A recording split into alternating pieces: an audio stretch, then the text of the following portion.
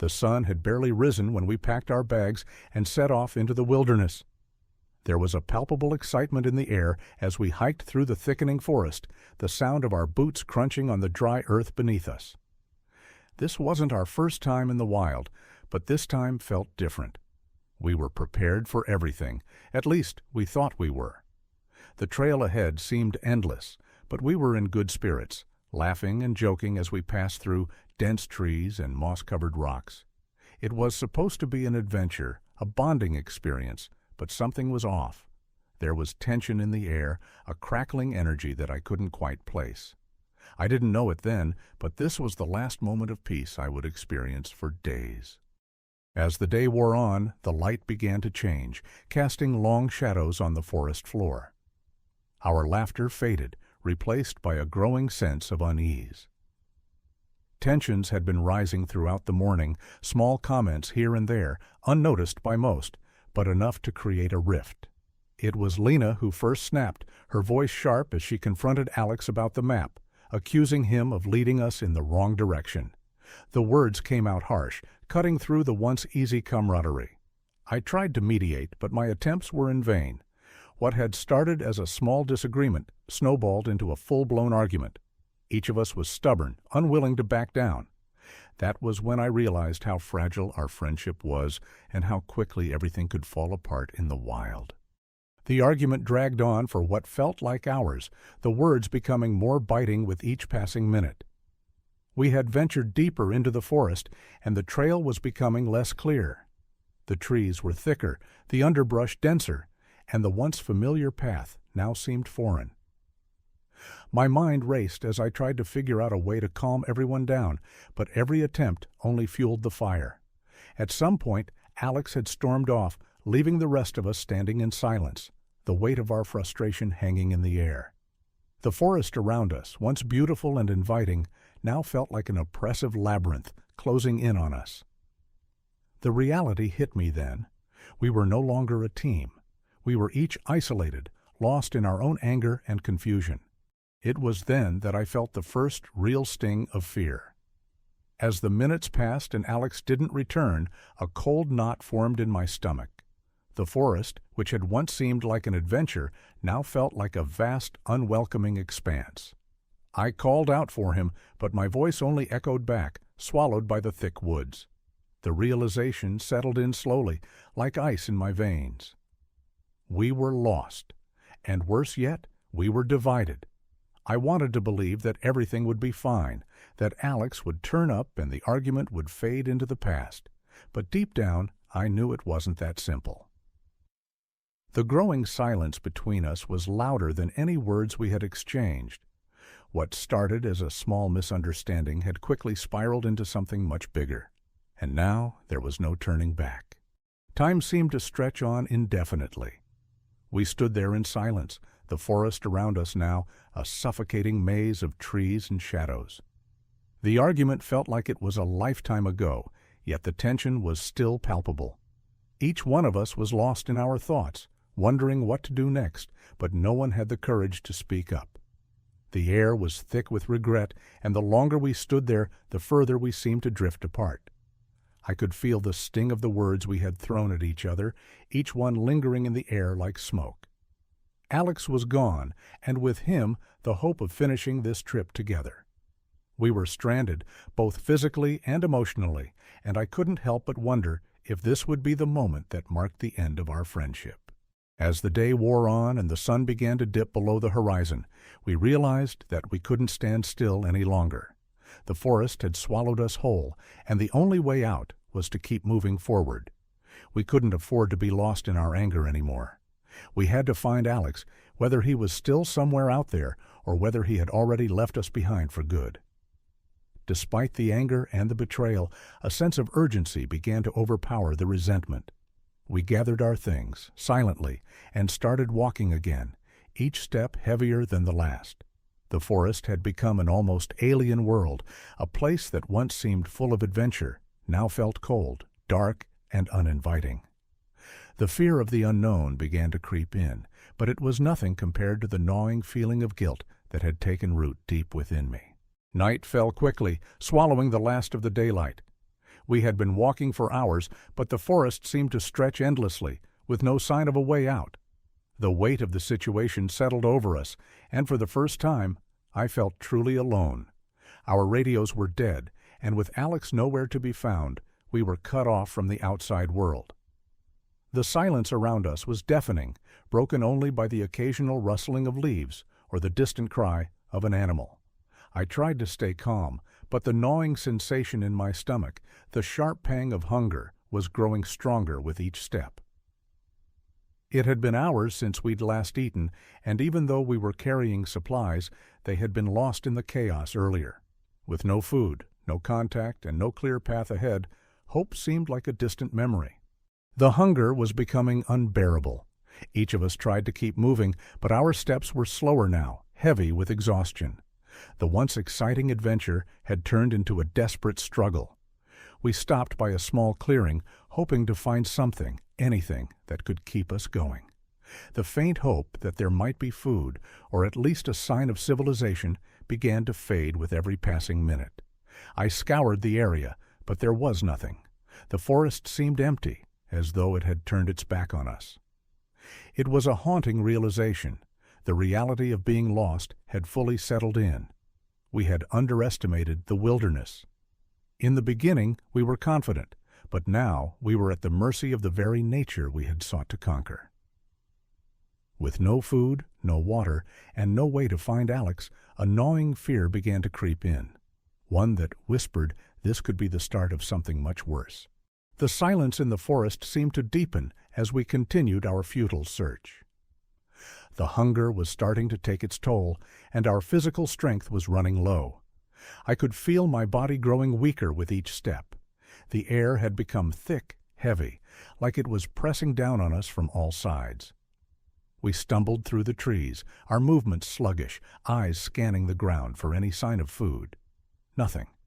It felt like we were chasing ghosts, wandering in circles, but no matter how far we walked, the forest offered no relief.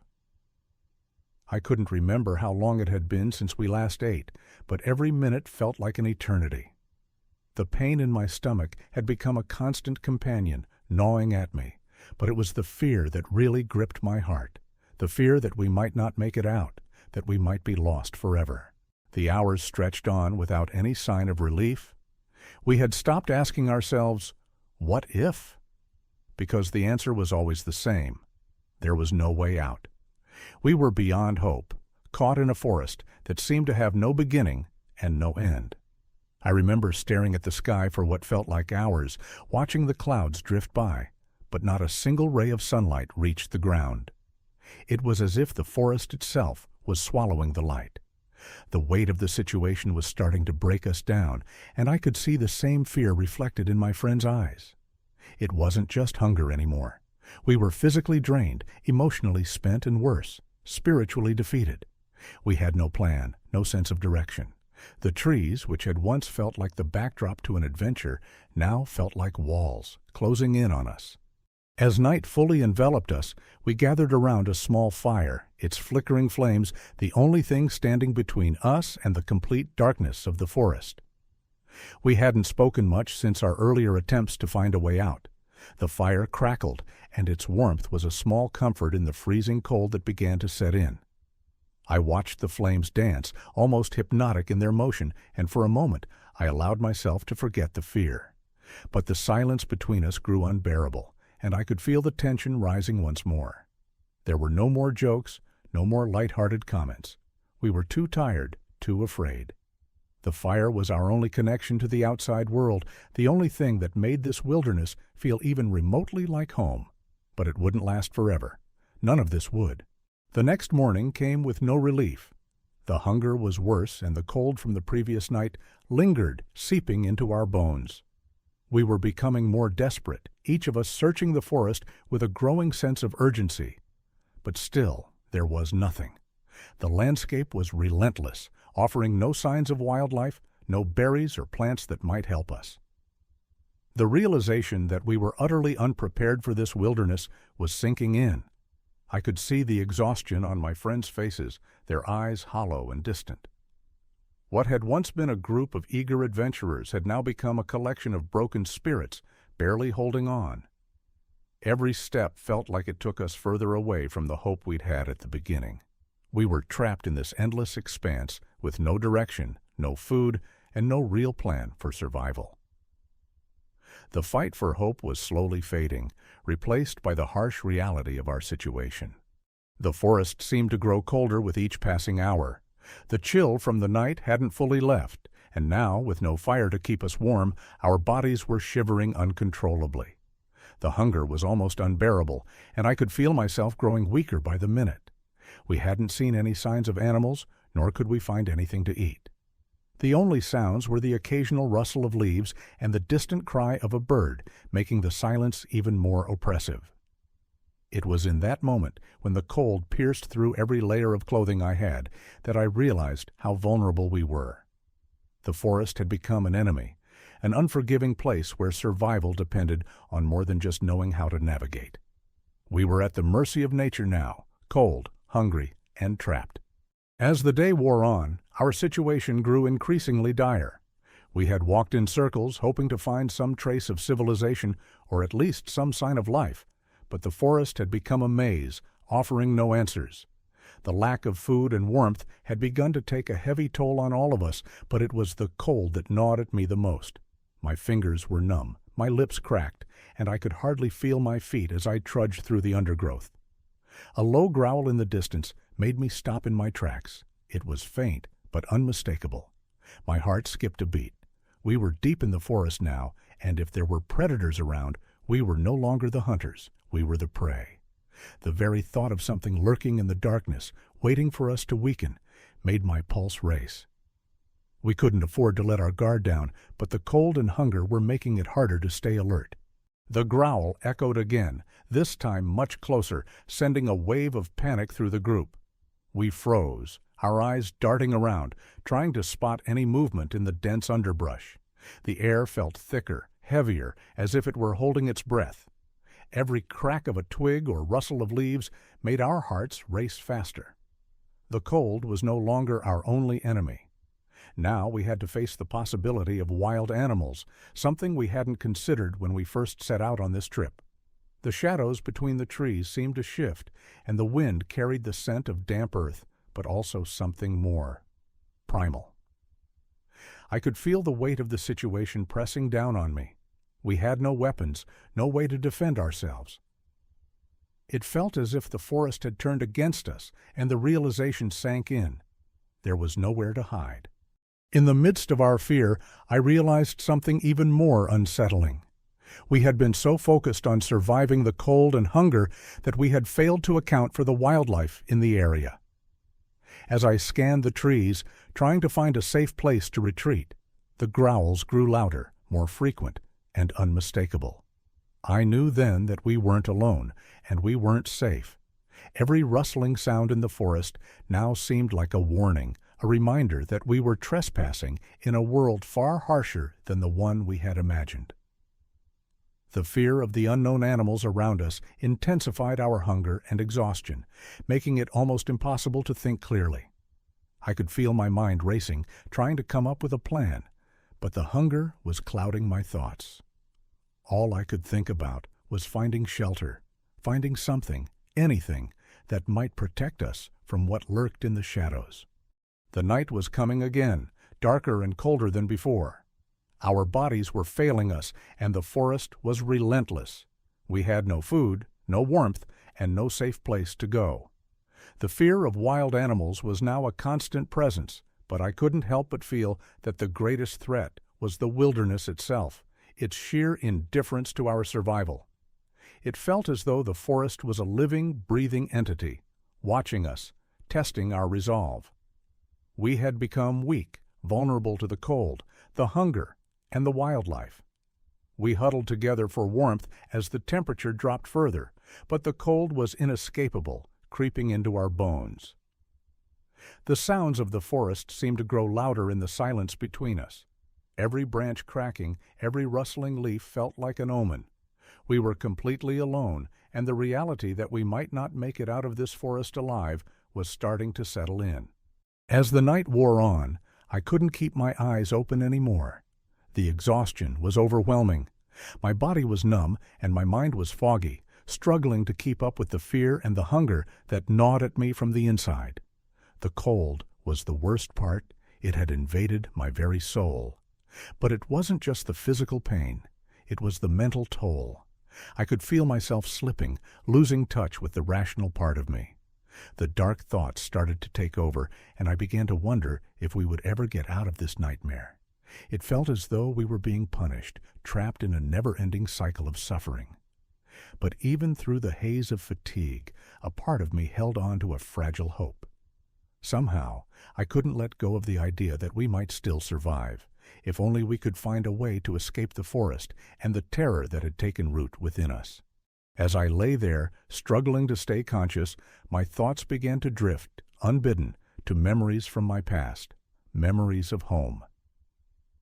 I could almost hear the laughter of my family, feel the warmth of my mother's embrace. It was strange how vivid those moments became, almost as if they were happening right in front of me. The smell of my father's woodshop, the sound of my younger brother's voice calling for me to come play outside. I realized how much I had taken for granted, how I had never really thought about how much I would miss those little things. Here, in the heart of the forest, with no food, no shelter, and no hope, those memories were all I had left. I could almost feel the safety of home, but it was slipping away with every passing second. The forest, the cold, the hunger, they were all too real, and the thought that I might never see my family again began to weigh heavily on my heart. In the quiet moments between the fear and the hunger, my mind often wandered back to simpler days. I remembered the summer evenings when we would sit outside, the sun setting behind the trees, and my father telling stories about the past. There was something so calming about those nights. The sound of crickets in the background, the feeling of the soft grass beneath us, and the warmth of my family all around. Now, as I sat in the forest, surrounded by nothing but cold and silence, I realized how much I longed for those moments. The world felt so much smaller then, like everything had a place, and nothing was as uncertain as it was now. But those days were gone, and I was left with nothing but memories and the chilling reality of survival. I could almost hear my mother's voice in my mind, telling me everything would be okay, but it was hard to believe her now. In the midst of all this fear and uncertainty, I began to think about my childhood, how my parents used to tell me stories of survival, of how they faced challenges and overcame them. I remembered the nights when we would sit by the fireplace and my father would speak about his own experiences in the wild, about how he had once gotten lost in a forest for days. I had always been fascinated by those tales, but I never truly understood the gravity of them until now. He had told me, "The forest will always test you, but it will teach you who you really are." At the time, I had thought it was just a story, something to impress us kids. But now, as the wind howled through the trees and I fought to keep my eyes open, his words came back to me with a new weight. I realized now that I was in the midst of that test, and I had no choice but to face it, whether I was ready or not. As I continued to reflect on my past, my mind drifted to the moments of pure joy I had once taken for granted. The laughter of my younger sister, the way her smile could light up a room, and how she would insist on showing me her latest art projects, even though they were always a mess of colors and lines. I hadn't realized it then, but those small moments, those simple connections, had always been the foundation of my strength. I thought about the bond we shared, how we could be in silence together and still feel completely at ease. It was painful now to think about how far away that world seemed. The forest, with its cold, its hunger, and its lurking dangers, had taken away everything I once relied on. But in the quiet of the night, I could still hear her voice in my mind, and it was as if she was with me. It gave me a small comfort, a fleeting connection to the life I had known. The longer I stayed in the forest, the more vivid these memories became. They weren't just fleeting thoughts, they were real, tangible moments that filled me with a warmth I hadn't felt in days. I remembered the family vacations we used to take, how we would go on long hikes together, laughing and sharing stories. It was hard to believe that those carefree days were gone, replaced by the bitter cold and harsh realities of survival. As I sat there, alone in the dark, I realized that my family had always been my anchor, my source of strength. I could still hear my father's voice echoing in my mind, telling me to never give up, to always keep fighting, no matter how tough things got. His words had always been a comfort, but now they felt like a challenge, a reminder that I needed to survive, that I couldn't let everything I loved slip away. I had to find a way out of this forest, not just for myself, but for them. In the depth of my exhaustion, my mind began to spiral into deeper memories, flashes of my childhood that seemed to offer both solace and sorrow. I remembered my mother's soft hands brushing my hair, her voice calm and steady, telling me everything would be okay, no matter what. It was a promise I had taken for granted, one that now felt distant, almost unreachable. But in this moment of solitude and fear, I clung to that memory, as fragile as it was. The thought of her warmth, her love, became my anchor. I couldn't shake the image of her face, the way she would hold me when I was scared as a child, whispering comforting words. Now, in the depths of this forest, I realized how much I longed for that kind of safety. But the truth was, I was alone. The reality of the wilderness was harsh, and no comforting words could shield me from it. Still, I couldn't let go of the hope that somehow I would find my way back to safety and to those I loved. The days had blurred together, each one indistinguishable from the last. Hunger, cold, and exhaustion had become my constant companions, gnawing away at me both physically and mentally. But as the weather shifted, a new kind of desperation began to set in. I could feel the very real possibility of never seeing daylight again. There were moments when I thought about giving up, when I felt like my body was too weak to keep fighting, but something inside me refused to let go. The memories of my family, the promise of a future, kept me going. Despite the overwhelming odds, I knew I had to keep moving, even if it was only to try and find a way out of this nightmare. The thought of giving up was unbearable, but the thought of dying here, in this forsaken forest, was even worse. Every step forward was a battle, but every step brought me closer to the hope that I might, somehow, make it out alive.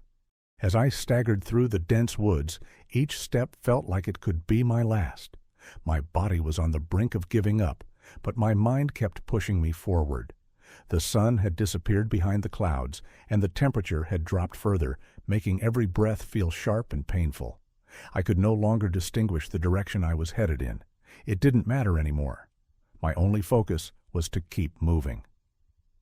The thoughts of rescue began to fade, replaced by a deeper primal urge to survive, just to make it through another day. The forest was now my enemy, but I knew that I had to use everything I had left to escape it. There was no one coming to save me. I was on my own. But as I walked, I realized something. The hope of rescue had been replaced by the strength of my own will. If I was going to make it, it would be because I had fought for it every step of the way. The night had fallen once again, and the forest seemed to close in around me, darker and more oppressive than before. My body was now trembling uncontrollably from the cold, and the hunger had gnawed away at my strength. But in the stillness of the night, I heard something, a distant sound that seemed almost too good to be true. My heart raced as I strained to listen. Was it the sound of rushing water? A stream? A river? For a brief moment, hope surged within me. I knew that water could lead to civilization, a way out. The cold and exhaustion faded into the background as my mind locked onto the sound. It was faint, but it was real. With the last reserves of my strength, I began to follow the sound, each step taken with purpose, as if I had found a thread of hope that I could cling to. The darkness no longer felt quite so oppressive. There was something ahead, a possibility, a chance. As I followed the sound of water, the path became more treacherous. The terrain was uneven, the earth soft and slippery beneath my feet, and the forest seemed to close in even more tightly. Every step felt like it took an eternity. The darkness was complete now. the moon hidden behind thick clouds, leaving me with only the sound of my breath and the rustling of the trees for company. Despite the fatigue that threatened to pull me down, I pressed on, drawn forward by the promise of water, a symbol of life and a way out. The cold was unbearable now, but my mind was focused on one thing: survival. I had come too far, endured too much to let the forest swallow me now. The distance between me and the source of water seemed to stretch endlessly, but I didn't stop. I couldn't stop. Finally, after what seemed like an eternity, I reached the source of the sound. There it was. A small, fast-flowing stream, its water sparkling faintly in the dark as if offering the promise of life. My heart pounded in my chest as I knelt down to drink, the cool water rushing past my lips, refreshing and revitalizing. For a moment, it felt like I was transported back to a safer, calmer time, like the world outside this forest still existed. I couldn't stop drinking. Each gulp seemed to restore a small part of me, and for the first time in days, I felt a flicker of hope. Real hope, the kind that made my heart beat a little faster. I knew that water meant survival, and survival meant a chance to make it out of here. As I sat by the stream, I realized that my fight wasn't over yet, but I had just taken one more step toward returning to the world I knew. The night seemed to stretch on endlessly, but the water had given me the strength to keep moving. I knew that the stream could lead me somewhere, but I also knew I couldn't waste any more time. My body was starting to show signs of the toll the days of starvation and exhaustion had taken. My legs wobbled beneath me, and my head felt light, but I forced myself to keep going. The thought of seeing my family again kept me focused. Just the idea of hearing their voices again, of feeling their embrace. I could almost feel the warmth of home, a stark contrast to the biting cold of the forest. My pace quickened despite the pain, and for the first time in what felt like forever, I allowed myself to believe that I was on the verge of finding my way out. The distant memory of safety, of home, pushed me forward, step by step, until I finally caught a glimpse of something in the distance. A light. As I moved closer to the distant light, my heart pounded louder with each step. It was the first real sign of hope I had in days, the first tangible reminder that I wasn't completely alone in the world. The darkness that had surrounded me for so long was now beginning to recede, replaced by the warm glow of the light. My mind raced with possibilities. Was it a campsite? A cabin? Or perhaps someone else who had ventured into the forest? Every part of me wanted to run, to close the distance between me and this potential rescue. But my body screamed in protest. I could barely stand, let alone run. My muscles felt like they had turned to stone, and each step seemed to take an immense effort. Still, I pushed on, my thoughts consumed by the light ahead, hoping beyond reason that it was the answer I had been searching for. As I drew nearer, the light grew brighter, and soon I could make out the shape of a structure through the trees. It was a small cabin, rustic and weathered, yet its glow seemed to promise warmth and shelter. My steps quickened despite my exhaustion, the thought of safety fueling me more than anything else. As I neared the cabin, a sudden surge of emotions hit me: relief, disbelief, and an overwhelming sense of gratitude. I had made it this far, against all odds. I collapsed at the cabin's doorstep, my legs finally giving way beneath me. I was too exhausted to move any further, but just the thought of being out of the forest, of being safe, brought tears to my eyes.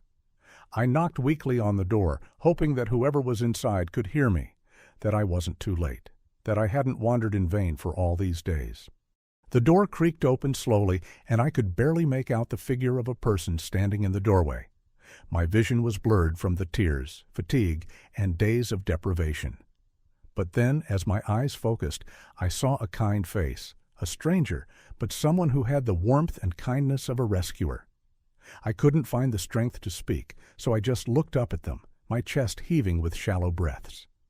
The stranger's face softened, and they quickly knelt beside me, offering a hand to help me inside. I grasped it with all the strength I had left, pulling myself to my feet and stumbling through the door. Inside the cabin, the warmth was overwhelming, and the smell of food filled the air. For the first time in what felt like forever, I felt safe. I was no longer lost. The cabin, simple and humble, became a symbol of survival. It was everything I had hoped for, and more. As I sat by the fire, the warmth seeping into my chilled bones, I finally allowed myself to exhale. The exhaustion that had been building for days, weeks even, seemed to flood my body all at once, like a dam breaking. My muscles ached with the weight of the ordeal, but for the first time, I could feel the tension lifting. The stranger made me a simple meal, nothing extravagant, but it was the most delicious thing I'd ever tasted. I ate slowly, savoring each bite, as if my body were trying to remember what it felt like to be nourished. With every morsel, the fog that had clouded my mind began to lift, and I started to realize how much I had truly endured. My thoughts drifted back to the forest, the fear, the pain, the isolation. But now, as I sat there, everything seemed far away. I was no longer alone. I was no longer lost. I was safe, and for the first time in a long while, I allowed myself to believe I would make it home. As the fire crackled, I could feel my mind starting to process everything that had happened. The memories of the days spent in the forest, of the cold, the hunger, and the isolation, began to feel like a distant nightmare. In that moment, as the stranger sat across from me, sharing quiet conversation and offering me the comfort of human connection, I realized just how far I had come. I had crossed a threshold, not just physically, but mentally. The forest had stripped away parts of me, pushed me to my limits, but it had also forged a new strength within me. I looked at the stranger, grateful for their kindness, but I knew I was ready to leave this place, to return home and rebuild my life.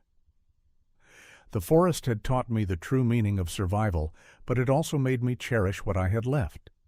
My journey was not over, but it had taken a new direction, one toward healing and reuniting with the people I loved.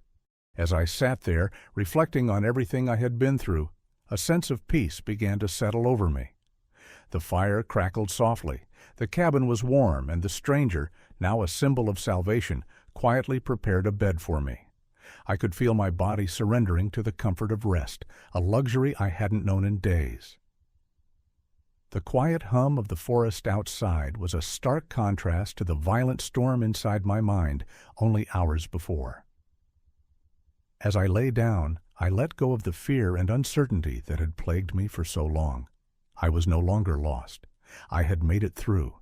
The forest, which had been a dark and dangerous place, was now nothing more than a fading memory.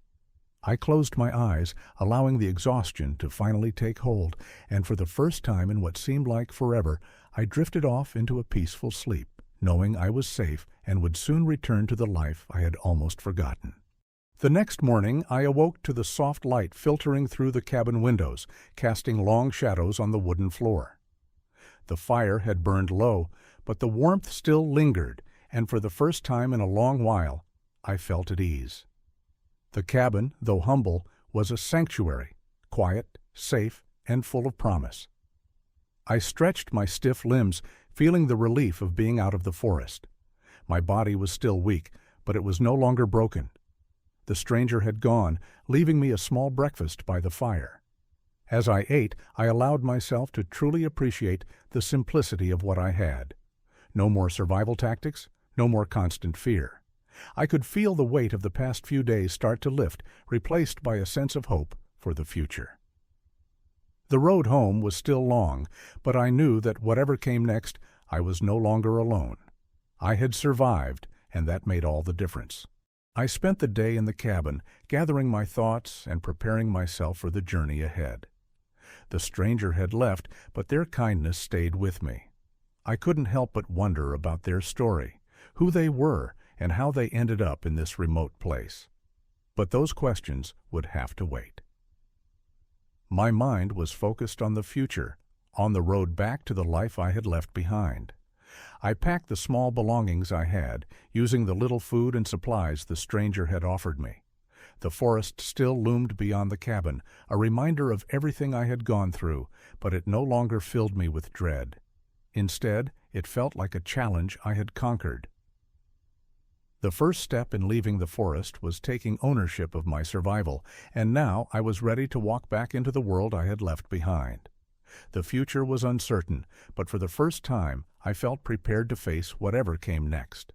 As I stepped out of the cabin, the air was still crisp, the forest quiet in the early morning light. The path before me was unclear, but I felt a sense of clarity I hadn't had in days. Each step I took felt purposeful, as if the ground beneath me was a reminder of my strength, of everything I had survived. The trees that had once seemed like barriers now felt like companions, their silent presence comforting rather than threatening. With every step, I moved further from the fear and uncertainty of the past, closer to the safety of home and the people I had been missing. The journey was long, but I knew I was capable of making it now. There was no turning back, only moving forward with a renewed sense of purpose. The forest was no longer a place of danger. It was a part of my story, one that I could now look back on with pride. As the hours passed, the forest began to feel less unfamiliar, and the once overwhelming silence of the wilderness now seemed peaceful. The sounds of birds chirping, the rustling of leaves underfoot, and the occasional distant howl of an animal no longer filled me with fear, but with a sense of belonging.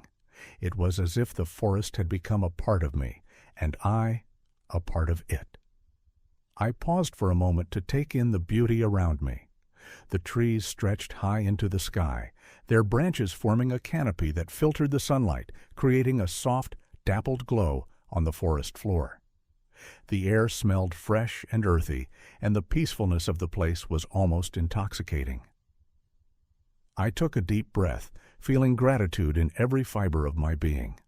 The forest that had once been a place of survival had transformed into a sanctuary, a place where I could finally breathe and appreciate the peace I had fought so hard for. As I continued walking, the path began to shift, the trees thinning out and giving way to a vast open field. The sight was breathtaking. In the distance, I could see the outlines of mountains, their peaks dusted with snow, and I realized that I was no longer lost. The sense of direction I had once lost in the depths of the forest was now returning, and I knew the road home was near. My heart swelled with emotion as I took in the scene before me, the vastness of the world, the beauty of the landscape, and the knowledge that I was about to leave the wilderness behind. The struggles of the past days seemed to fall away, replaced by a newfound clarity and hope for the future. With each step forward, I was not just heading back to civilization, but toward a new chapter in my life, one that would be defined by resilience, strength, and the deep lessons I had learned. As I made my way toward the distant mountains, the reality of my journey hit me all at once. I had walked through days of fear, hunger, and isolation, and now I was standing on the precipice of a new life. There was still a long way to go, but the end was in sight.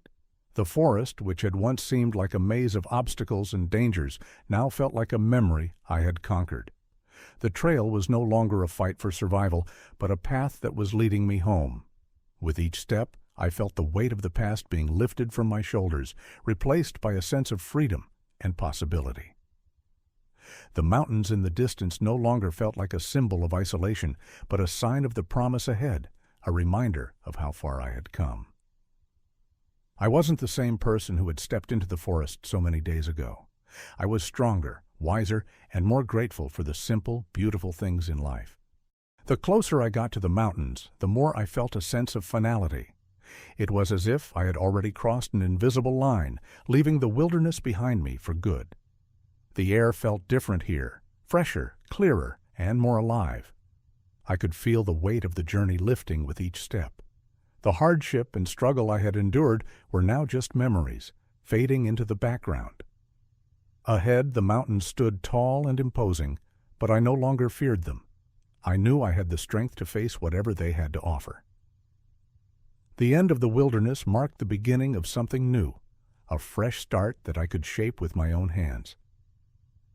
The world was wide open before me, full of possibilities I hadn't dared to imagine when I first arrived in the forest.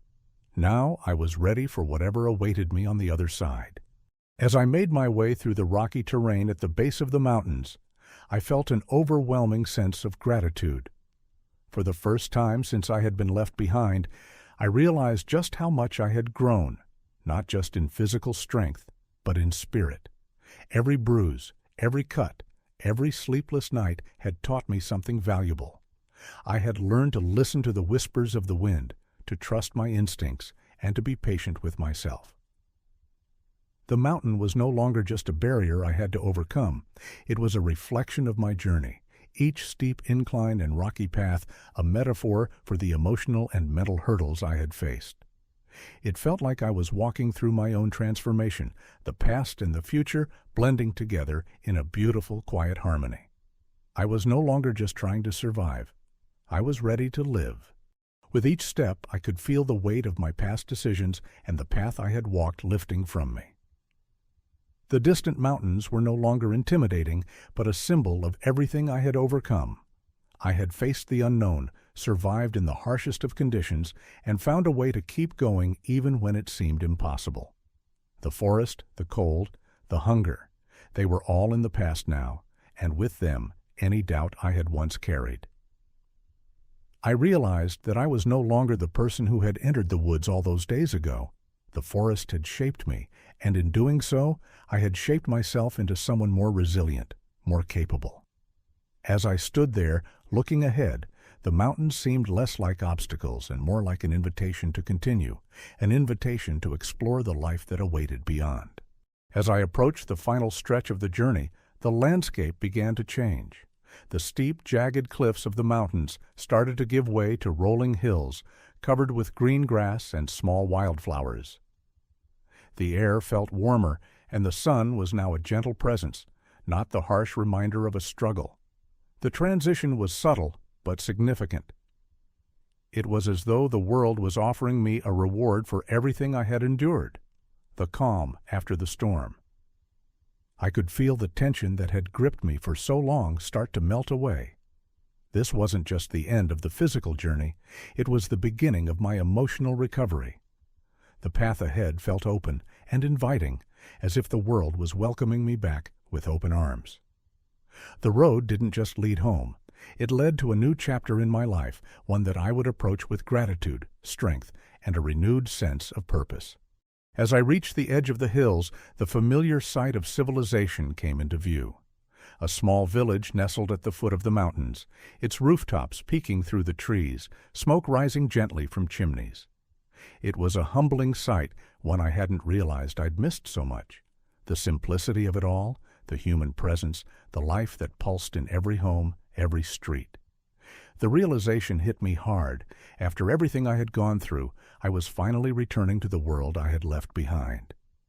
But I was different now, stronger, wiser, and with a deep sense of gratitude for the journey that had shaped me. I knew the life I had before the wilderness wouldn't be the same anymore.